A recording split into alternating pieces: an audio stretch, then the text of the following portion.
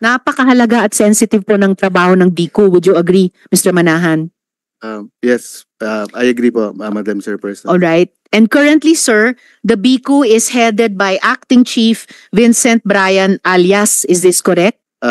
Yes, Madam Mr. Manahan. Chairperson, Head Okay.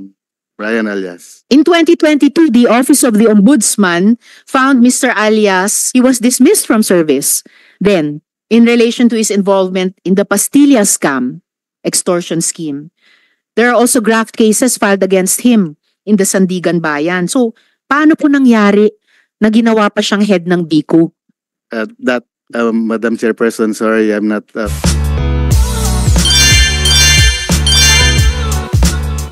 Agencies or facilities, pati inadmissible aliens, and other concerns requiring traveler restraint, investigation, temporary safekeeping, and other security matters. So, napakahalaga at sensitive po ng trabaho ng BICO. Would you agree, Mr. Manahan? Yes, I agree po, Madam Chairperson. All right. And currently, sir, the BICO is headed by Acting Chief Vincent Brian Alias. Is this correct? Yes, Madam Mr. Manahan. Chairperson, Head Okay. Brian Alias. All right. In 2022, the Office of the Ombudsman found Mr. Alias, quote, administratively liable for grave misconduct and conduct prejudicial to the best interest of the service, close quote. He was dismissed from service. Then, in relation to his involvement in the Pastilla scam, extortion scheme, there are also graft cases filed against him in the Sandigan Bayan. So, paano po nangyari na ginawa pa siyang head ng BICO? Would you know, Mr. Manahan? Paano pa po nangyari yun? Madam Chairperson, sorry, I'm not very particular with the case. Hindi kaya ito ay punot dulo ng problemang iniimbestiga namin at dapat niyong ayusin sa side ng executive? Nasa dinami-dami ng mga Pilipino na pwedeng gumanap na mga tungkulin ng BI at ng mga sensitibong parte niya tulad ng BICO, ang pina-in-charge pa sa borders natin na isang tao na inakusahan ng korupsyon. Couldn't the BI have done better, Mr. Manahan?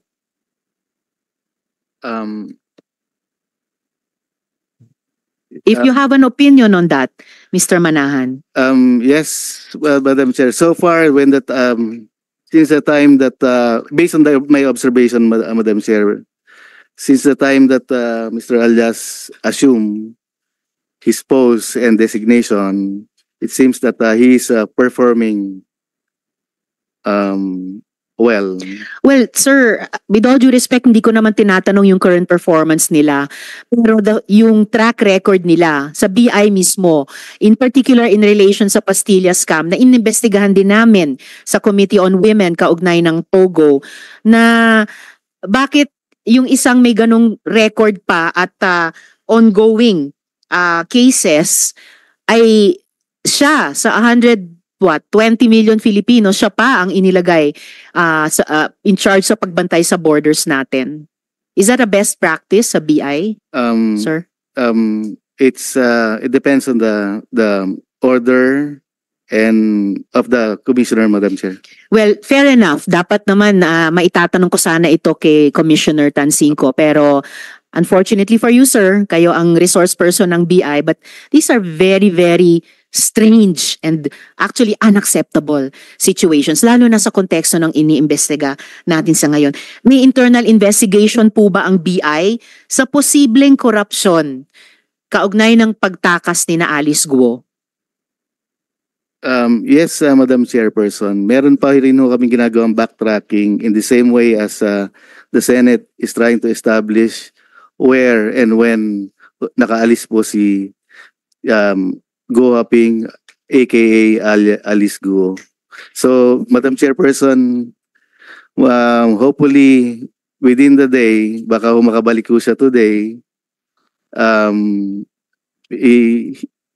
Guo Aping, aka Alice Guo, may be endorsed to the Senate and be also as a respondent.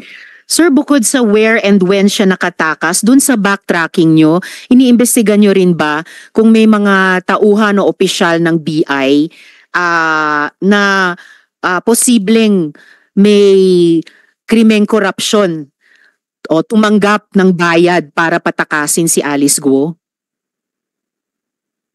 Madam Chairperson, kino-consider din po yun at rest assured na if there will be any personal involvement from BI, administrative and criminal sanctions will be in place, Madam Chair. The subcommittee will fully expect that, Mr. Manahan. May amount ba kayong iniimbestiga na nalaman ninyo na involved sa pagpapatakas kay Alice Guo? Meron din po, Madam Chair. Pero Ano po it's yun? still under investigation. Still under investigation. More or less katulad nung nababasa namin sa media. Yes po, Madam Chairperson. Alright, salamat po, Mr. Manahan. Andito po ba ang kaap, Yes, Madam Chair. Attorney Buenaventura, Yes, if ma'am. I read this correctly? Sir, na-review na po ba ng kaap yung passenger manifest ng mga eroplano na lumipad? Kanina panay barko pinag-uusapan. Pero yung mga lumipad mula sa Pilipinas mula July 1 hanggang July 18? Madam Chair, yes, ma'am. Our Director General has instructed our Air Transport Service to do a backtrack of all the flight manifests going back to May po. And so far po, based on their findings, wala pong any record po of any flight plan and manifest containing the names listed, Madam Chair. Okay, pero kung pekeng pangalan ang ginamit, may paraan ba ang kaap i-verify yung totoong identity ng mga pasahero? Usually po, ma'am, upon ang nasa amin po is yung filing po ng flight plan, and sa flight plan po ang requirement po nun is yung clearance po from CIQ and the NBI, and nandun po yung mga pangalan. So dumadating po sa amin na clear na po ng NBI and ng PNP and ng CIQ yung names. So what we have is really just the flight plan containing the manifest and the name. So wala din po kaming way ma-ensure po kung yung mga pangalan na po yun are the actual persons boarding the aircraft po. I'll get back to that. Pero mag-i-interject muna ng isang tanong si Yes, Sen. thank you, Madam Chair. Attorney, can we request from CAAP yung pong mga flights coming in and out, yung mga papuntang, kasi nagsasabi naman ng flight plan yan eh. No, kung naggumamit man sila Alice Guo ng alias at nakalusot sila, but they submit a flight plan bago sila makalipad. Tama ho, di ba? Yes, Yung pong yes, mga yes. papunta ng Sabah or Kota Kinabalu or any in those islands in Malaysia, siguro po in those dates, no, na siguro kung mabigyan yung records of the flights coming from Bonggao, Tawi-Tawi and other airports na pwede hong pagmulan ng any flights going to Kota Kinabalu. Kasi yung mga Madam Chair, yung mga private planes, yung mga King Air, kayang-kaya po yan eh, no? Abot na abot po yan, kahit turboprop lang, abot na abot po nila. Napakalapit po kasi ng Sabah sa Bonggao at sa Zamboanga. So, can CAAP submit a list? Kasi po, I agree with you, Madam Chair. Ako rin po even the DOJ Secretary himself said that nahirap paniwalaan yung pong istorya na naglayag po sila ganitong panahon ng habagat, choppy waters. So there's a possibility that yung pong they may have used the back door using a private plane. Kaya nga po sayang wala po yung PAOK eh. Kasi gusto natin pagkumpara yung NBI and PAOK theories. But we would like, Madam Chair, the CAAP to submit to this committee the records of flights to and from Bonggao, from Zamboanga, yung po mga posible na pwede pumunta po ng Sabah at sa Kota Kinabalu.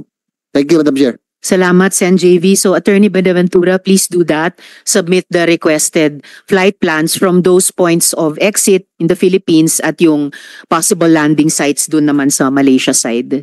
Yes, Your Honor, will comply po. Salamat, Attorney Benaventura. So, and speaking of private planes, so ibig po bang sabihin kung peking pangalan ang gamitin para lumipad via private plane, kahit sino na lang umalis ng Pilipinas that way, magagawa nila yon? Madam Chair, again po, the final check po, the physically nung nasa aircraft is conducted po by the ABCU, PNP. So, yung nasa amin lang po is really just the list of names. So, we have no way of verifying if the names listed are the actual ones physically boarding the aircraft. Mr. So, we will also ask the PNP that for the ABCU. Pero, so sinasabi nyo, ang nagko-conduct ng verification process ng mga pasahero ng private planes or chartered planes ay hindi kayo, kundi ang PNP? Yes, Madam Chair, dadaan din po sila sa CIQ po. Okay. For commercial flights, kayo ba ang nagve-verify ng totoong identities ng mga pasahero? Hindi din po, Your Honor. Sino po? Also the immigration, Your Honor. BI. Okay. Sige po. Salamat, Attorney Benaventura. Please stay, no? Because my colleagues will also be asking their other questions. Matanong po sa PNP. Sino ba dito? Madam Chair. Yes, before I recognize Police General Salvador, the Majority Leader will interject with his question. Yes, aside from the documents being asked, required by Senator Ejercito, is there a possibility of providing likewise this committee with the records of fuel procurements during those days?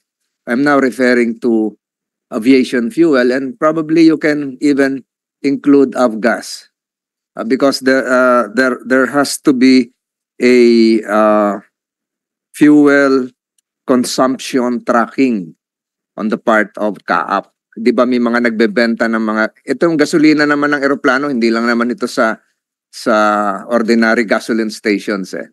Di ba? Usually nandyan yan sa mga, naka-preposition yan sa mga airports, sa malalaking airports, sa maliliit na airports. So, yung record ng pagbebenta ng gasolina ng eroplano, meron yan, binibigay sa inyo yan kasi pag nag full tank, siyempre full tank yan. So, kung mililipad kahit maliit na eroplano, may record yan. So, pwede ba mabigay din sa committee ito yung record ng pagbibili ng gasolina ng eroplano ng mga private planes na nabanggit ni Senator Ejercito kanina. Salamat po, Madam Chair.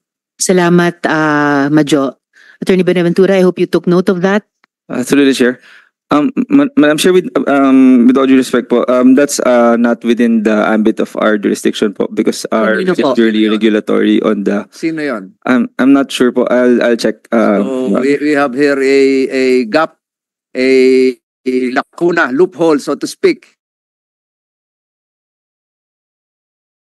One of the possible remedial legislations that we can propose.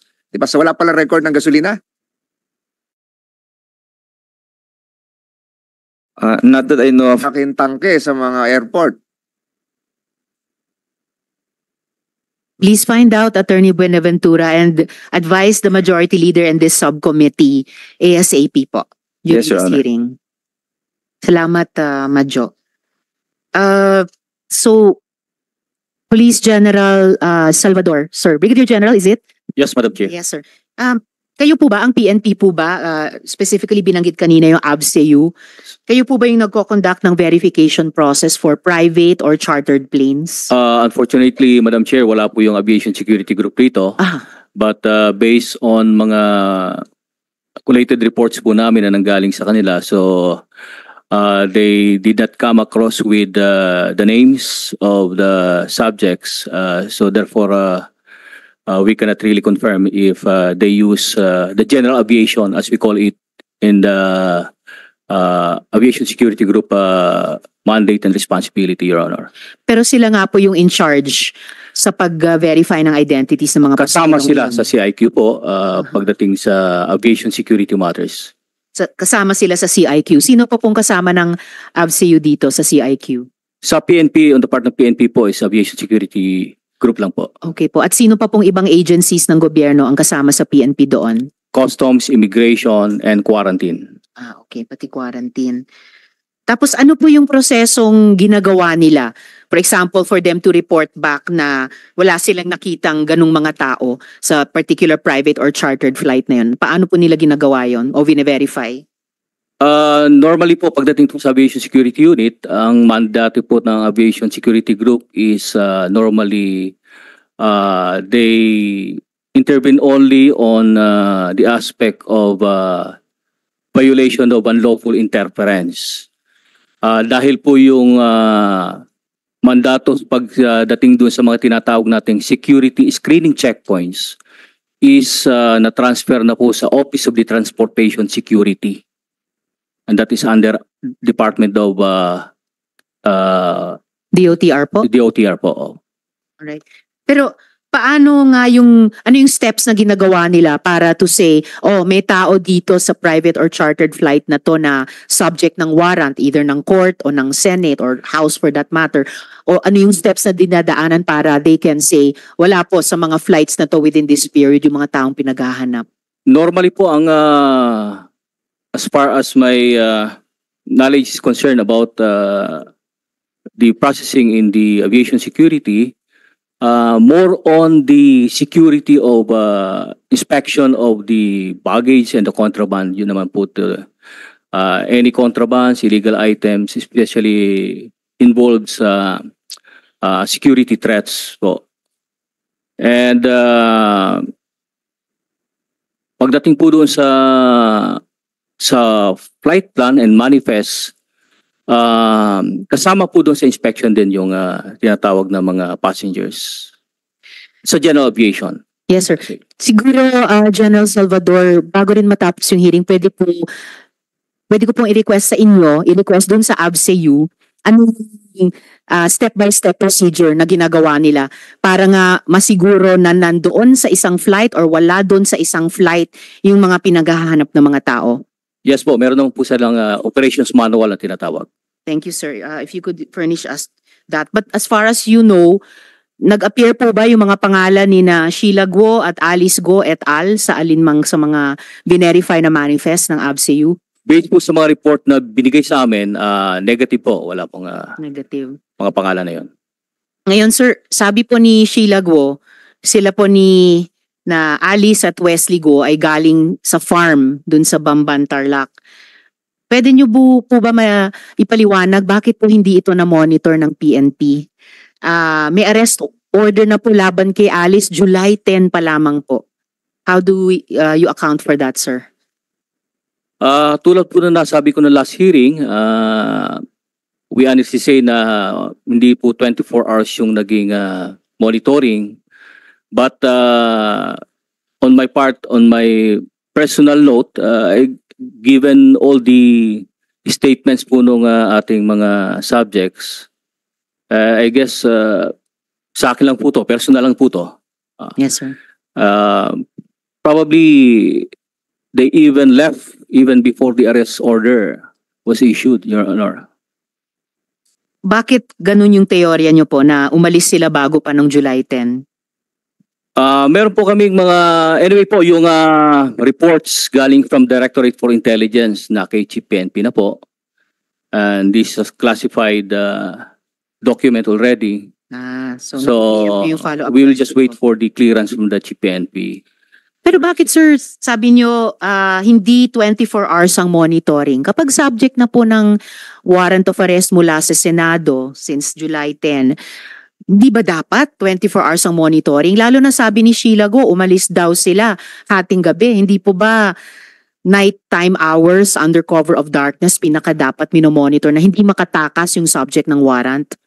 Nung mag-coordinate po yung USAA sa amin, that was January 12, gabi po yun. No? July po. July 11, I believe. And then po, immediately po, naglabas kami ng memorandum, sort of operational directive, based doon sa tinatawag nating addresses na binigay ng USAA. And that was only the time that we provided the police assistance as requested by the USAA po. So doon lang po tayo nag-start nagbigay ng direktiba with a specific instruction of extending police assistance, Your Honor, dahil yun po yung nakasaad din sa request at doon sa arrest order, Your Honor.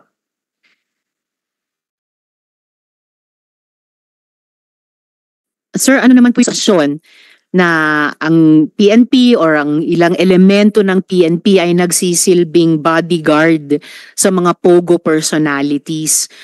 Wala po bang dragnet sa Region 3 noong mga panahong iyon na sinasabi ni Miss Sheila umalis sila sa farm? Paano po kayo nalusutan noon? Meron na pong report yung mga counterintelligence units natin. Tulad po ng nabanggit ko, it has already been submitted to the Office of the Chief PNP and also to the Directorate for Investigation for the appropriate investigation po. Your Honor. So sir, yung report classified sa ngayon na sinabit na ng Directorate for Intelligence kay Chief PNP ay hindi lamang tungkol kina Alice Go et al. Pero yung mga posibleng tauhan ng PNP na sa halip na nagbabantay at nagpipigil makatakas sa kanila ay actually tumutulong sa kanila. Yes po, Your Honor. Alright, salamat sir. Salamat Police Brigadier General Salvador. Yes, Majority Leader will interject with a not question. germane to the question propounded by the chairperson. Balikan ko lang yung sagot ni attorney ng CAAP. Hindi naman totoo na wala kayong kinalaman sa fuel. Nakalagay sa Republic Act 9497 and you have a manual of standards for aerodromes and fuel facilities. Part of your functions would be to design and to have operational standards for aviation fuel facilities, to check, you have the general safety powers likewise to check fuel facilities as well as to have a record of fuel supply. So mali yung sinabi mo kanina na wala kayong kinalaman sa gasolina. Yun lamang po, Madam Chair, at magpapaalam na po ako, may isa pang meeting pero iwan ko na lang po sa inyo yung isang question. Nandito po yung Department of Justice, pabalik na po si former Mayor Go, kung totoo bang na-facilitate ba yung pagbalik dito? Nagkaroon ba ho tayo ng pagpapalit ng isang preso na nasa Cebu, si Mr. Gregor Haas? Kayo na po siguro magpatuloy niyan. Parating na, although we have a good bilateral cooperation on transnational crimes with Indonesia, ito ba ay ginamit? Yun lang po, Madam Chair, at maraming salamat. Maraming salamat, Majo. We will certainly take up that question also. At this point po, before proceeding with other questions in open hearing at with the indulgence ng mga kasama ko, I would propose na mag-suspend muna tayo at pero magstay yung mga colleagues na magtatanong pa for a brief executive session. Kaugnay po ito ng at least isa sa mga bagong resource persons natin na humingi po ng executive session na iyon. And where yon, we will discuss with that resource person kung paano pa dapat sana siya mag-proceed.